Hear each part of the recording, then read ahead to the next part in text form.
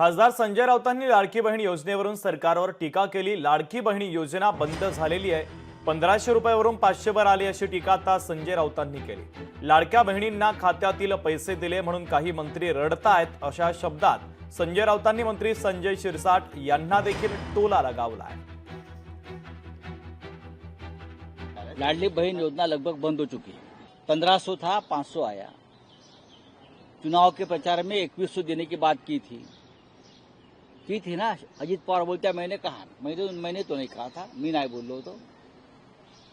कर्जमाफी मी कुठे बोललो? अहो सरकार तुमचं आहे ना, पण एक मंत्री आहेत, माझ्या खात्याचा पैसा वळवला।